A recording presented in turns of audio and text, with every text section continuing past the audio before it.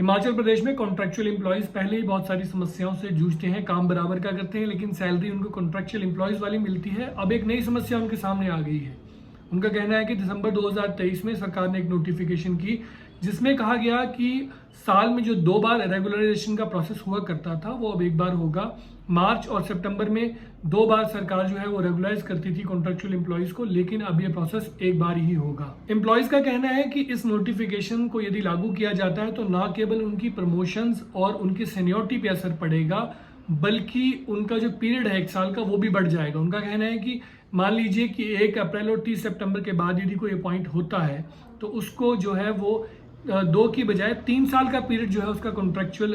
वाला पीरियड जो है बढ़ जाएगा 1 साल, उसका 3 साल के बाद वो रेगुलराइज होगा। इसके अलावा कॉन्ट्रैक्चुअल एम्प्लॉयज का कहना है कि इसको लेकर सरकार एक काम कर सकती है कि 2023 में जो नोटिफिकेशन सरकार ने की है ये केवल न्यू अपॉइंटीज जो नई भर्तियां होंगी उन पे ही लागू की जाए। वैसे भी यदि कानूनन तौर से यदि आप देखेंगे तो जो नोटिफिकेशन 2023 दिसंबर में लागू हुई है उनका जो असर है वो नई भर्तियों पर ही होना चाहिए। कानूनी तौर से भी नेचुरल जस्टिस का यदि प्रिंसिपल देखें तो 2023 के बाद ही उनका जो है वो नई भर्तियों पर ही असर होना चाहिए। यही एम्प्लॉयज की मांग है कि या तो इस नोटिफिकेशन को विड्रॉ कर लिया जाए या फिर इसका जो इम्पैक्ट है, जो इसका नोटिफिकेशन का जो एग्जीक्यूशन होना है वो केवल और केवल नई रिक्रूटमेंट्स पे किया जाए और जो नए रिक्रूट होंगे भी जो एम्प्लॉयज उनका भी टाइम पीरियड उस हिसाब से किया जाए कि उनको जो रेगुलराइज बाकी भी 2 साल में होते हैं तो वो भी 2 साल में ही रेगुलराइज हो पाए, क्योंकि सभी के साथ न्याय हो सके।